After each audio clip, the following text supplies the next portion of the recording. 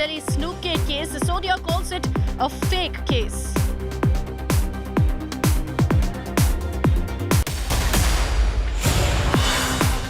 Mallikarjun Kharge declares Congress-led alliance will come to power in 2024. But can the opposition unite against Modi?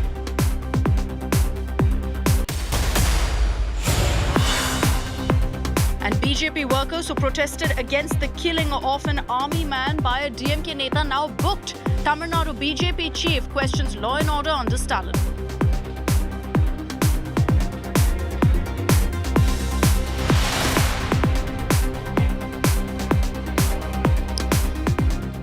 So the Ladakh standoff remains the biggest political flashpoint between the Congress and Foreign Affairs Minister S. Jaishankar. Just a day after the latter taunted Rahul Gandhi over troops along the LAC, the Congress has now called Jaishankar a failed foreign minister and claimed that despite being the longest-serving diplomat in China, he's failed on every front. Here's a look at the war of words first. Shiv Aroor joins you on the other side with more.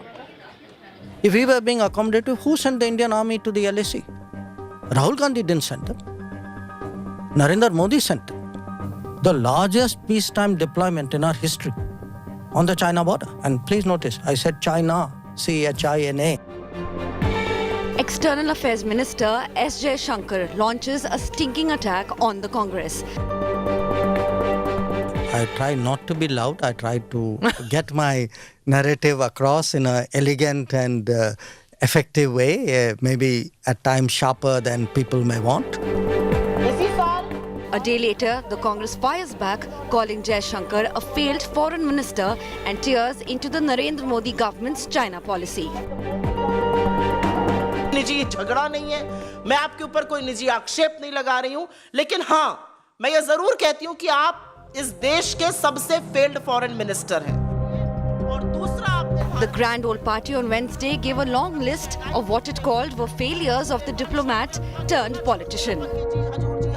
Indian administration को अपना आधा administration पूरा हो चुका है। India में US का ambassador नहीं है।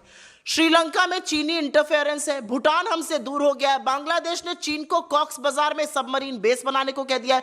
बांग्लादेश आज हमसे इकोनॉमिक पैरामीटर्स में बेटर कर रहा है, चाहे वो पर कैपिटा इनकम हो या जीडीपी ग्रोथ रेट हो। The blistering face-off comes in the backdrop of Rahul Gandhi questioning Jaishankar's understanding of geopolitics. तो समझना चाहिए, उनकी बयानबाजी आती रहती है, मैं देखता हूँ एक्सटर्नल अफेयर्स मिनिस्टर बोलते रहते हैं, कहना नहीं चाहिए, मगर शायद उनको थोड़ी अपनी समझ गहरी करनी चाहिए. I'm not suggesting I'm necessarily the most knowledgeable person, but I would have a fairly good self-opinion of my understanding of what is out there. Okay. But, if he has superior knowledge, wisdom, I'm always, as I said, for me, life is a learning process. This isn't the first time the minister is hitting out at the opposition over foreign policy. Not just as external. Rahul Gandhi, also, I don't know whether you consider a serious remark or non-serious remark, talked of the fact that India is hiding the Chinese. You're trying to make my Monday morning? This question and then we'll move on. That India is hiding the fact that China has been, has taken territory in the LAC and, wants us not to, to take on China. What is your view on this? Today, yeah. You have yourself a fairly deep knowledge of the security situation. Today, you have a deployment of the Indian Army on the China border that we've never had. It's done in order to counter Chinese deployments which were scaled up massively since 2020. Now, if we were in denial, how is the army out there? Because the army didn't go there because Rahul Gandhi asked them to go. The army went there because the Prime Minister of India ordered them to go. The charges and counter-charges on Chinese aggression, however, have not cleared the air on the extent of encroachment by the neighbour on border areas. Bureau Report, India Today.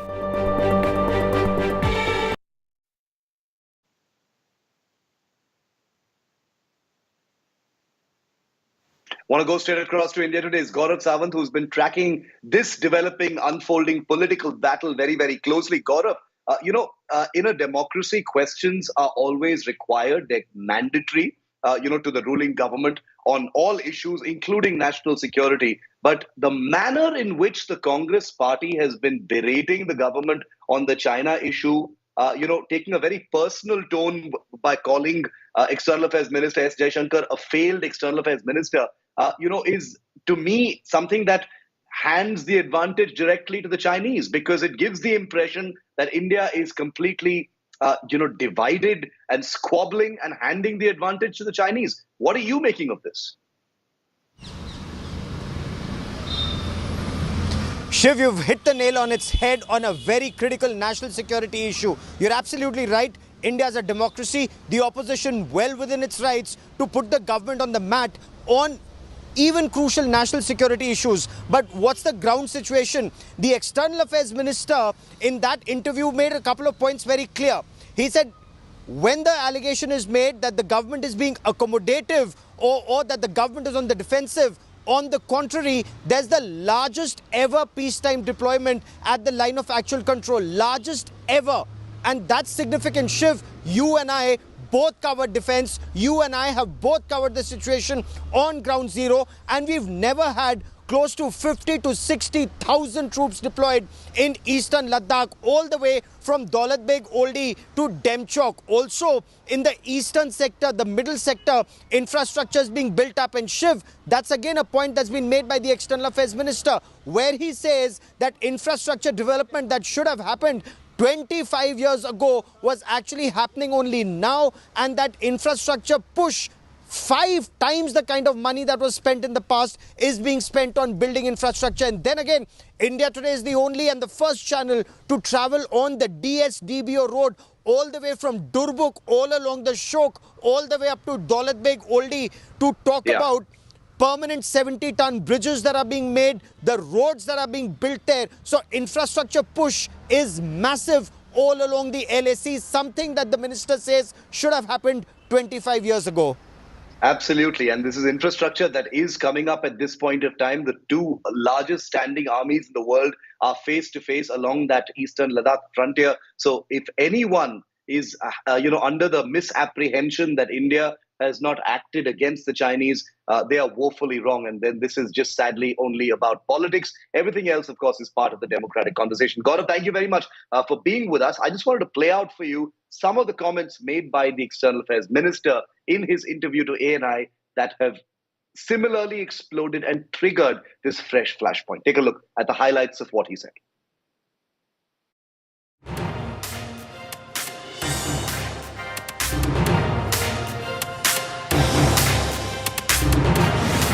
अगर आप पूछें कि उनमें आत्मविश्वास क्यों नहीं, यार वो ये लोगों को क्यों गुमराह करते, चीन के बारे में गलत खबर क्यों फैलाते, इसका मैं कैसे जवाब दूं? क्योंकि मुझे पता है कि मैं साफ कहूं तो वो भी राजनीतिक है कि वो कभी कभी जानबूझ के ऐसी खबर फैलाते हैं। उनको पता है कि वो सच नहीं। उनको पता है कि अगर कुछ जमीन की बात करते कि ये जमीन जो है 1962 में चाइना ने कब्जा किया था, वो अभी कभी आपको बताते नहीं। वो ऐसे आपको इंप्रेशन देंगे जैसे ये कल परसों हुआ। कभी कभी लोग कहते हैं कि अरे आपको आपकी सोच में कमी है। मेरे सोच में कभी कमी हो सकती है, पर अगर मेरे सोच में कमी है तो मुझे पता है कि कहाँ जाना है। मैं अपने मिलिट्री लीडरशिप, फौज या इंटेलिजेंस से बात करूंगा। मैं चीनी एम्बेसडर को बुला के मैं अपनी खबर के लिए मैं नहीं पूछूंगा।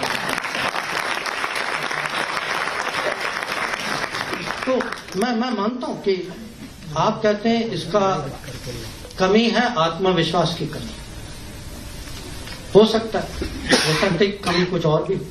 And I want to bring in the politicians now on this conversation, because that's what it has become. It's no longer, a conversation of national security. It's a scoring of brownie points. It's become ugly. It's become vicious. And in election season, these attacks have been amplified all the more. Joining me live, Aparajita Sarangi, she's member of parliament in the Lok Sabha, national spokesperson of the BJP. Manish Khanduri is national spokesperson of the Congress party. Welcome to you both. Thank you very much for your time here on 5 Live. Mr. Khanduri, coming to you first. The attack on External Affairs Minister S. Jaishankar, at a critical time, of course, all attacks are welcome. That's part of the democratic conversation. But to call him a failed External Affairs Minister at a time, when the two armies are standing face to face in Ladakh, why would you say that? Why choose this time to say something like that and seem to give China the narrative that somehow India has failed to, push China back? Well, thank you for the opportunity for giving me the opportunity to speak, Mr. Tharoor. I apologize. I think the main question here is, first of all, I would question placing timing in anything, or I would strongly deplore the fact that this is being taken as weakening India's position vis-a-vis China or strengthening China's position in any way. The minister basically had an interview in which he made certain statements which were deplorable. I think words have meaning everywhere, and everything that he speaks has meaning. So at a time like that, I could very well question, why would you call China a bigger economy and India a bigger economy? We know that may be a fact. But in the context of what he said, the context in which he said it, I think is highly deplorable. And to show that immediately has an effect on the morale of the troops. I think that is the case. That's number one. Secondly, I would like to say that Mr. Subramaniam, his father, has been a personal hero of mine for a very long time, and I appreciate the defense-minded thinking that he brought to the table. But I want to say this, that every government at every time has a certain set of measured responses to a situation. Now, there was something about infrastructure and the number of troops that are the highest in India's history. That's a response to a situation currently. How did that situation be allowed to develop? That would be the first question. Second of all, it's not as if the Congress, for all its faults, and there are many faults, has not been proactive or aggressive, as in raising of mountain divisions, as in building infrastructure. And 62 was a disaster. It was presided over in the Congress. I'm the first person to say that. But we had 71. So I think if you contextualize everything, I think we are well within our rights to question the minister. No, there's no question. There's no question of being well within your rights to question them. Absolutely.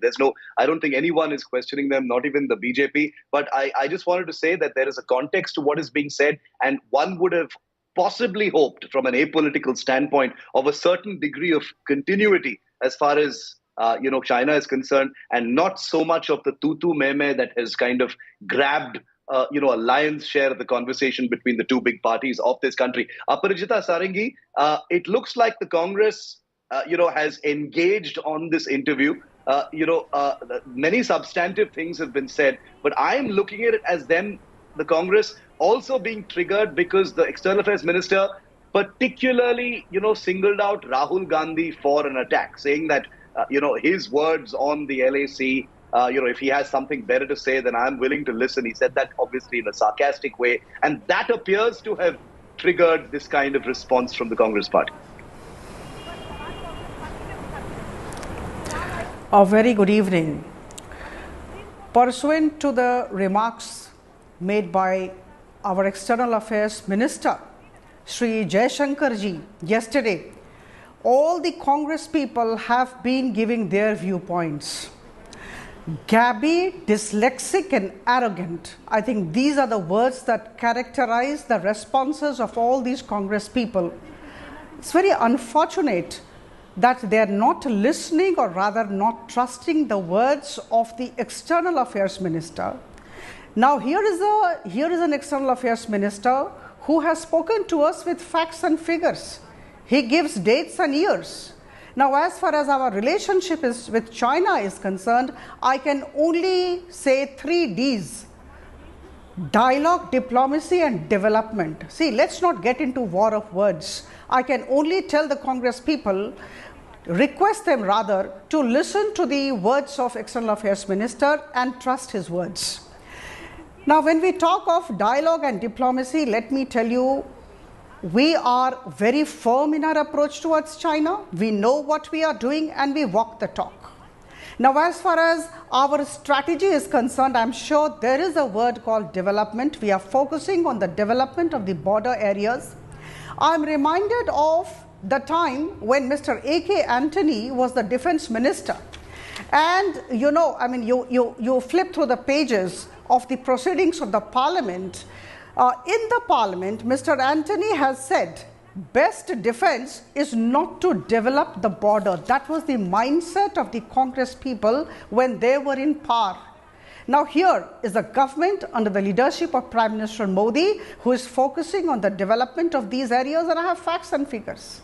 तथ्य और तर्क के साथ बात करने के लिए बैठी हूँ. 2100 kilometers of roads have been constructed in the border areas along China with an expenditure of about 15,477 crore. I think this has to be remembered. And I tell you, on 9th December 2022, we may recall, there was a scuffle between the Chinese and the Indian soldiers. And you know why was this scuffle? The scuffle was because we had been constructing roads and bridges, and that actually do not go down well with the Chinese soldiers. Obviously it would not, and that is why they kind of resisted. Now there is a heavy deployment, as has been told by Mr. Jaishankar, you know, in the very high altitudes in eastern Ladakh. There was a time when only 10,000 soldiers could be put there. Now we actually increased our efficiency and we have put there 22,000 soldiers. We are also enhancing capacity further so that we have 35,000 soldiers there. So we are taking all steps and work is in progress. I just wanted to come in to say that, at no point of time is there a public perception that there hasn't been continuity as far as national security is concerned. Now the two political parties are pointing fingers at each other about who has done more as far as China is concerned.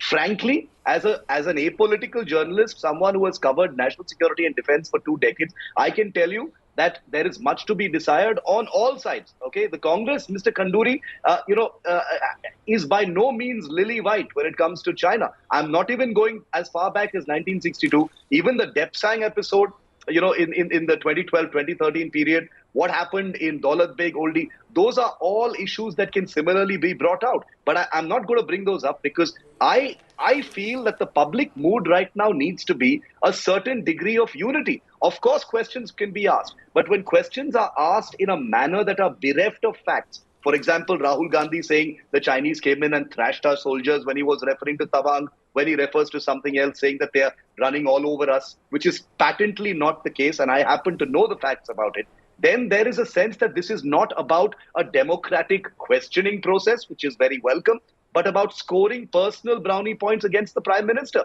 And that's the reason for this political distrust between both of you when there should be absolute alignment on an enemy like China. Mr. Kanduri. First of all, I would, you've spoken about Daulat Beg already, and I've said in the beginning that there is nothing, this is a continuous process. Both parties have been dealt with it. For a Daulat Beg Oldie, there was a Natula as well.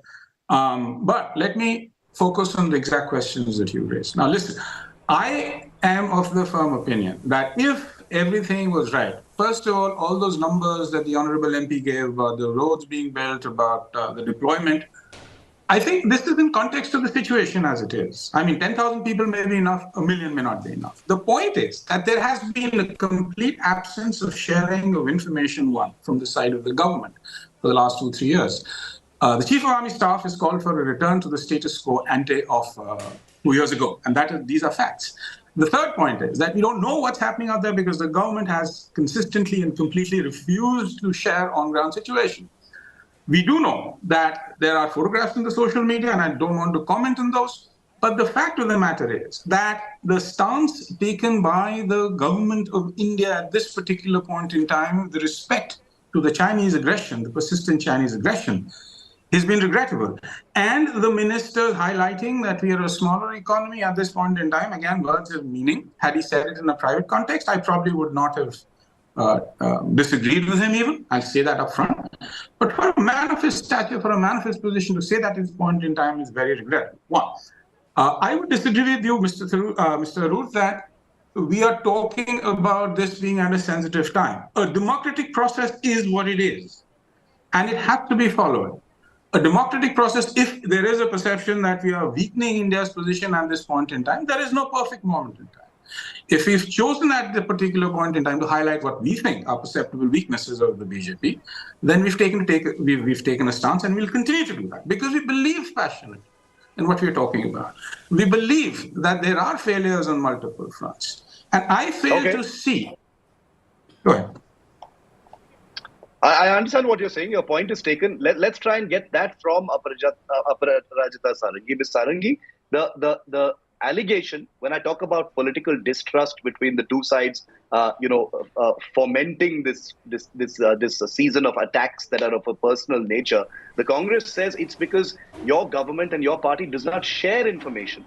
Is that, has it become a vicious cycle because you don't trust, because of the personal attacks? Therefore, the parliamentary protocol of sharing information with the opposition has completely stopped, and that's the reason why these attacks keep continuing to happen? Or is that not true? Do you think the matters pertaining to Indo-China relationship should be discussed on the floor of the House? Should we make the internal matters of our country, the security matters, public? Is this the kind of attitude I think what they meant was taking you into confidence, taking the Congress into confidence. No, I think they should act more mature. And I tell you one thing, please listen to me. Yes. Rahul Gandhi ji happens to be the member of the Parliamentary Standing Committee on Defence. Now, I am also a member of a Parliamentary Standing Committee. All issues which do not go out to public are discussed here. Now, in the past 1 year, please ask Rahul Gandhi how many times he has attended the meeting of the Parliamentary Standing Committee on Defence. If he goes there, he will know what is what, and he would get all the answers to all his questions. So, it is very easy to put the blame on Prime Minister Modi and his team. It's very important to actually get into things, be meticulous, be diligent, and try to cooperate with the government in matters of security. This is not a very simple thing. In fact, we always expected that the opposition parties, including the Congress, would come and join hands with the ruling party in these matters at least. There should be certain matters that should be above politics. Now here, Rajiv Gandhi Foundation got some money from the Chinese embassy to carry out a research on the Indo-China relation. I think all of us are aware of that. Now, what was the outcome of that research? What were the findings? I think the entire country would like to know. And I tell you, I'm having some details about a letter which had been written by Sri Sardar Vallabhbhai Patel, the then Home Minister, to Prime Minister Nehru on 7th November 1950. He had written to Nehruji, it's good to have soft corner for China. These are the words. It's good to have soft corner for China. It's good to have friendly relationship with China, but we should be aware of the fact that they are at our doorstep, and this is very dangerous. So, keeping in view the fact that China has been aggressive towards India all through, what was the reason Prime Minister Nehru had to go all the way and lobby for the seat of China in the as a permanent member of the UN Security Council? I think when we live in glass houses, we should not throw stones at others. Prime Minister Modi's government is putting in its best efforts to ensure that we are all safe, and we have a very positive, rather I would say very mature stand towards China.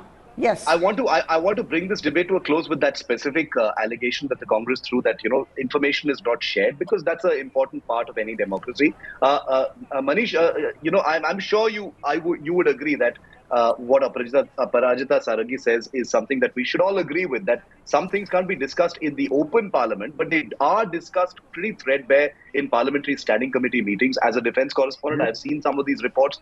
Many of the minutes of the meetings are redacted because they're of a classified nature. I was looking at some of the research. Rahul Gandhi skipped the first all 11 meetings of the Parliamentary Standing Committee on Defense that he was a member of between 2019 and 2020. I don't know what that attendance data is thereafter, but the sense is that he continues to throw allegations on the issue of national security, while being continuously an unserious politician, not making use of forums where he can easily get such information and put questions to the powers that be? I can respond to that in a multiple number of ways. I mean, I think the Honorable Member of Parliament spoke of Defence Committee. There was a Defence Committee where a chairman of a Defence Committee made a report, Parliamentary Defence Committee, and he was fired from that Defence Committee. He was a BJP Member of Parliament, the first in the history of India to be fired, because parts of that Defence Committee report said that India had very low stocks of ammunition. So let's not get into the question of what happens in the Defence Committee. The question is broader. The question is much broader. And that question deals with I think if you all go back in the history, after 60 we lost. It was a blunder. I mean, there's no two questions about it. But what was Prime Minister Nehru's response after that when this was supposed to be discussed in Parliament? I think we all know that history as well. So the point that one makes is that, patriotism, they say, is the last refuge of the you-know-what, right? I mean, for us, the process of patriotism is to be able to question facts, to be able to question the opposing point of view. And intent of the that questioning is that is being questioned right now, Manish. It's the intent with which the questions are being put, whether it is genuinely about national security, whether it is, half-baked facts sort of folded into the, impulse to embarrass the government, score brownie points. That, I think, is the real question here. I don't think anybody doubts the intention of asking genuine questions. I would respond to that by saying, look, I think if there is a political aspect to it, then the Honorable Minister has given, because of the deplorable statements that he's made. But please don't question our integrity or our patriotism. I mean, listen, on China, at the end of the day, my impression is we all have the same, at the end of the day, we have the same stand. And if the government needs support, we are more than happy to give it. But that doesn't mean that we cannot ask questions, and that does not mean that our intent is questioned. I mean, I think that is something that I would personally disagree. Aparajita Sarangi, last word to you. I'll give you the last word. Are we going to see a greater degree of alignment between both sides as far as China is concerned? Because I mean this in the clearest way possible. China is a country that takes advantage and squeezes advantage out of everything that happens in India. When they see the two big parties squabbling in this manner, in a substantive and insubstantive way, they see advantage, they see fayda, and they make use of it in ways that we may not be able to perceive directly. They do it on social media, they do it during their advocacy and lobbying in other countries. That's the reason why I'm asking you as the ruling party, are we going to see a greater degree of alignment between both sides on this conversation? I would just pray to God that this happens. See, in matters of national security, I think Congress and other opposition parties should act more responsibly, sensibly, and more maturely.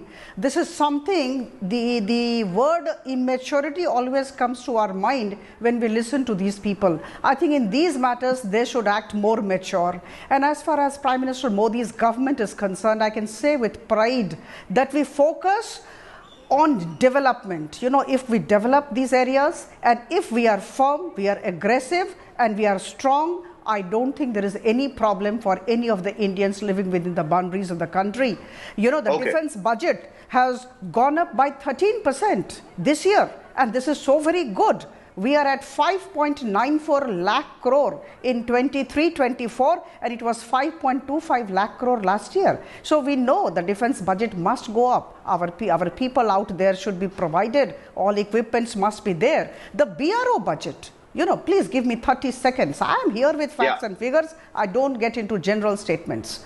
The BRO budget, the Border Road Organization budget, in 21-22, it was 2,500 crore. In 22-23, Prime Minister Modi increased it to 3,500 crore rupees. So I think on all fronts, even the Arunachal Frontier Highway worth 27,000 crore rupees is actually underway. The work is underway. So I think on all fronts we are doing our job, and I would, through you, I would request the opposition parties, especially the Congress, to work with us with a broader heart. That's it. Absolutely. Work is won against the enemy across the border. That needs to be the case. We are a democracy. Questions need to be asked. Questions must be asked. We never must be in a situation where questions are not asked. I hope they continue to be questions that are based on facts and questions that are intended to align in a greater way against what is a common adversary. Thank you very much, Manish Khanduri and Aparajita Sarangi, for joining me here on India Today. We're taking a very quick break on 5 Live. On the other side,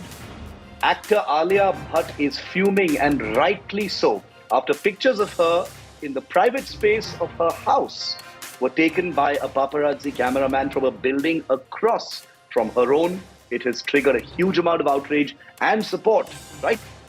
Alia Bhatt from the Bollywood film industry. That's next.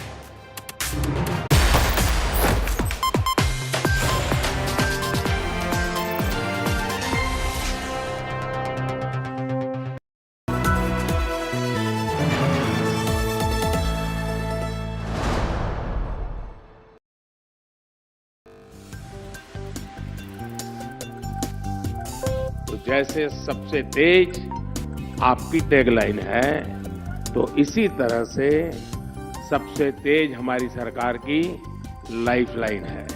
Leader must have a vision. We will continue to work with the developing and the developed world for win-win solutions. Nature had of course willed the survival of the fittest. हम आतंकवाद के खिलाफ zero tolerance की policy को अपनाए हुए हैं. 1 साल के अंदर राहुल कन्वर की कार जो होगी वो इलेक्ट्रिक की होगी. There is a confrontation of competing visions.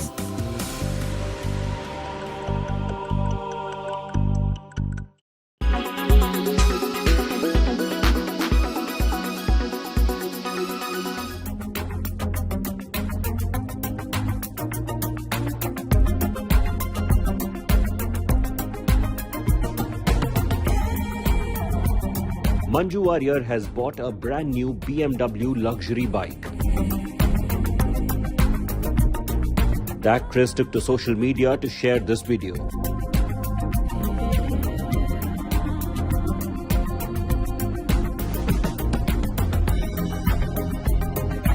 Captioning the post, she wrote, and we quote, "A tiny step of courage is always a good place to start.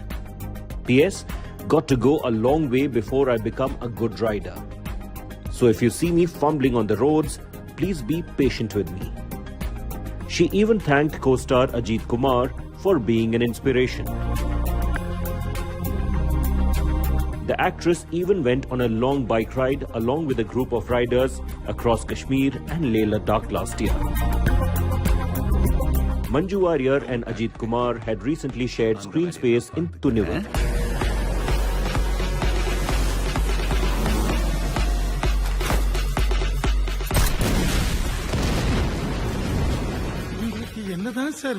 பேங்க்ல வந்து பியர் ரூம் ரெண்டுமா கேட்டாங்க.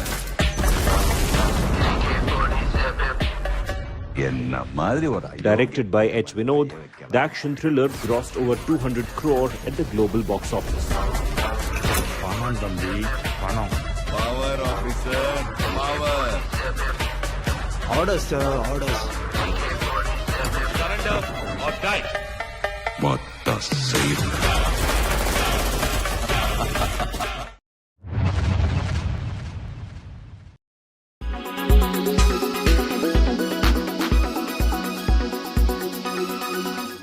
Make your media plan smarter with India Today Live TV on your connected devices.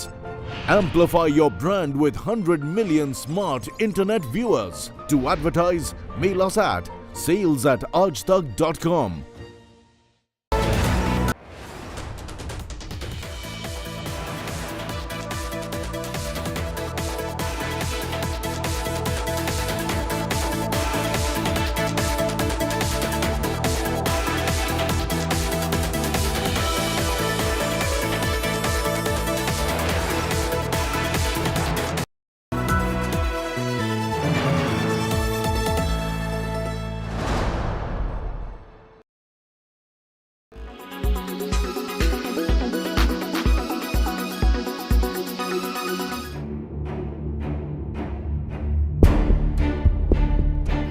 top officers of Karnataka at war.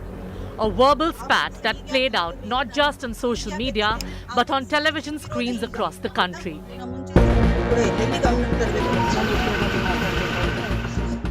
Now, both IPS D. Rupa Modgil and IAS Rohini Sinduri have been transferred.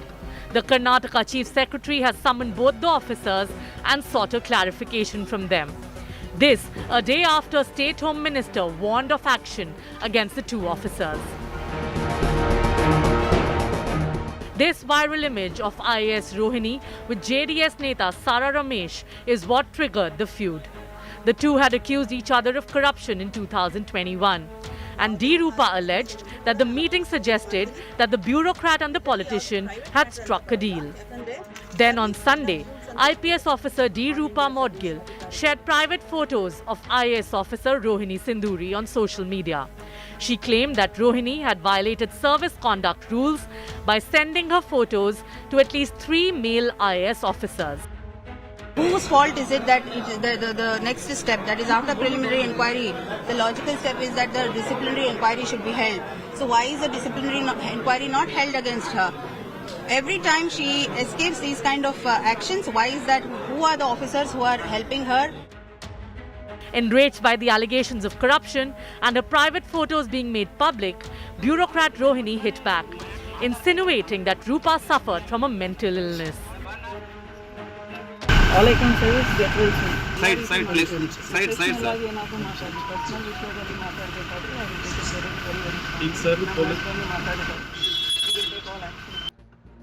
The public squabble between the two women officers caused a flurry in bureaucratic circles. And while both D. Rupa and Rohini Sinduri have now a gag order against them, the virulent exchange has dented the image of both the government officers. Bureau Report, India Today.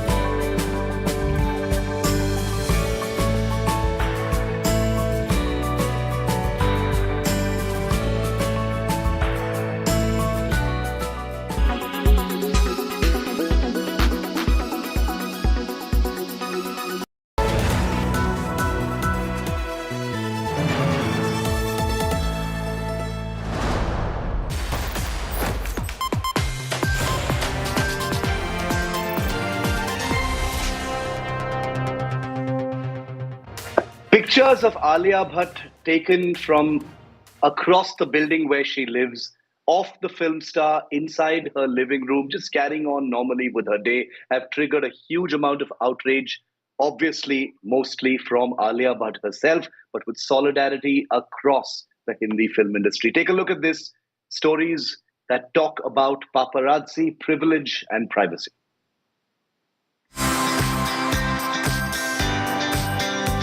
Alia Bhatt, who's always been vocal about what is in her mind, ensures that she voices against the wrong as she found herself being stalked in the privacy of her own home. That's right. Alia took to social media to bash a leading news portal for crossing all the lines after she was papped while enjoying some private time in her balcony. Tagging the Mumbai police, the actress wrote, and we quote, "Are you kidding me? I was at my house having a perfectly normal afternoon, sitting in my living room when I felt something watching me. I looked up and saw 2 men on the terrace of my neighboring building with the camera right at me." She further added, "In what world is this okay and allowed? This is a gross invasion of someone's privacy. There's a line you just cannot cross, and it's safe to say all lines were crossed today." After this incident, Mumbai police took cognizance and contacted the actress. They asked her to file an FIR.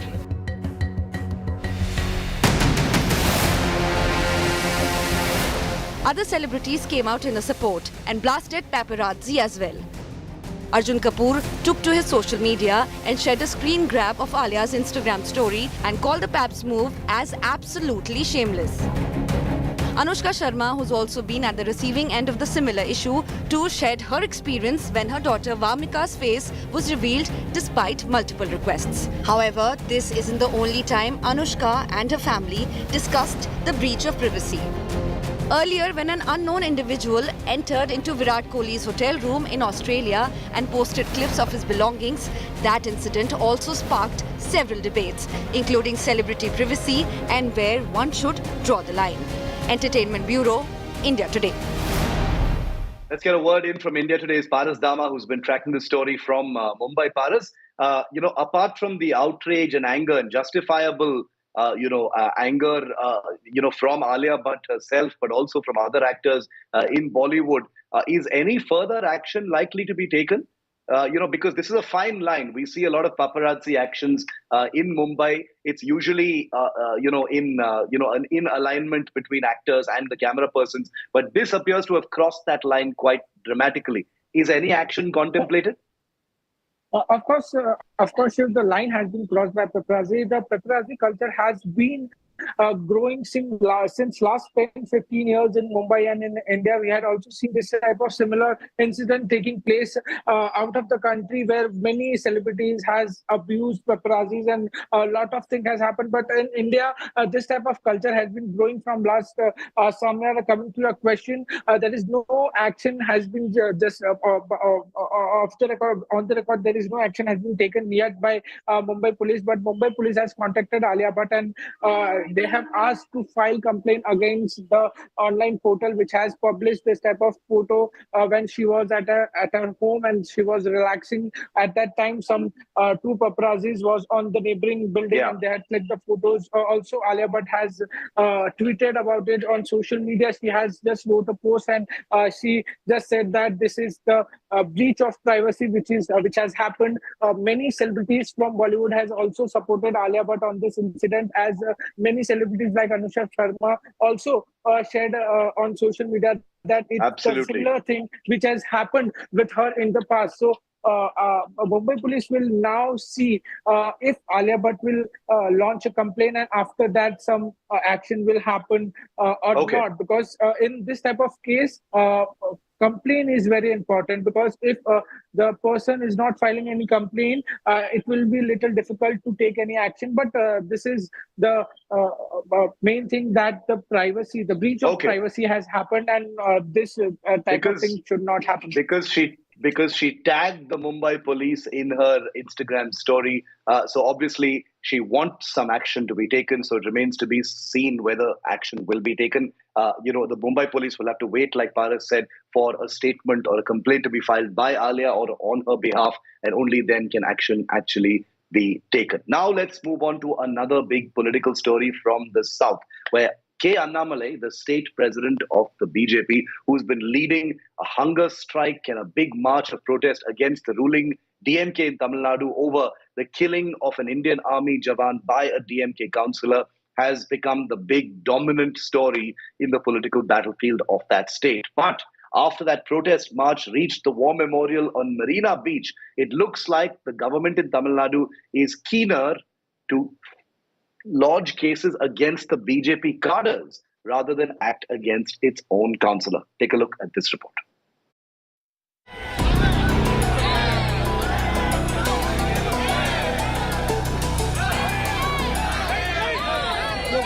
The MK Stalin government over the murder of an army Jawan in Krishnagiri, allegedly by a DMK councillor and his associates.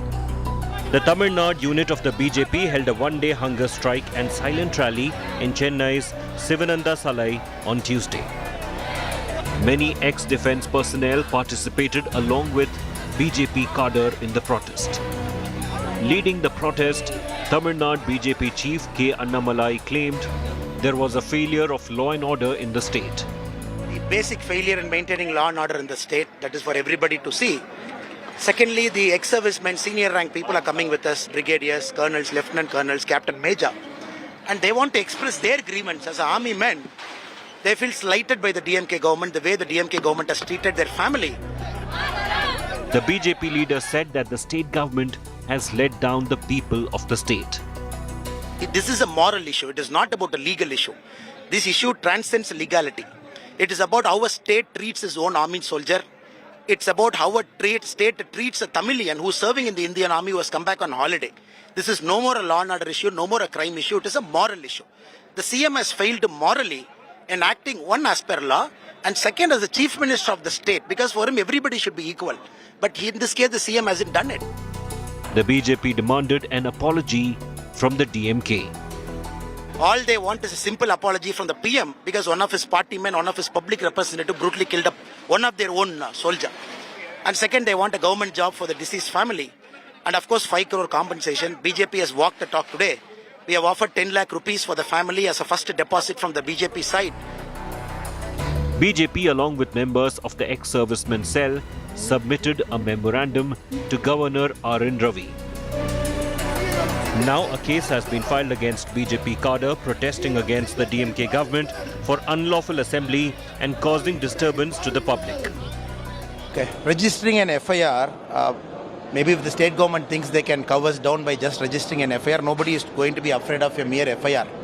It is not first time for us. Many times in the last 2 years it has happened that whenever BJP Tamil Nadu protests for the common man, FIR comes on us. We are not going to be cowed down by it. The BJP protest, however, was marred by threats of violence by some participants. The Krishnagiri murder accused, DMK councillor Chinnaswamy and 9 others, including his son Rajapandi, were arrested by the state police.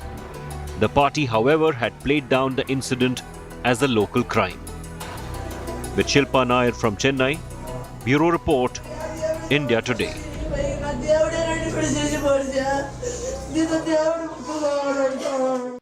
Well, that's a wrap on 5 Live. Thanks so much for watching. See you at the same time tomorrow. Coming up next, Akshita on 6 p.m. Prime tells you how the Uddhav Sena, which had gone to the Supreme Court to protect its name and the bow and arrow symbol, has received another big setback. The Supreme Court has refused to overrule the Election Commission's big dramatic decision. That big story is next with Akshita.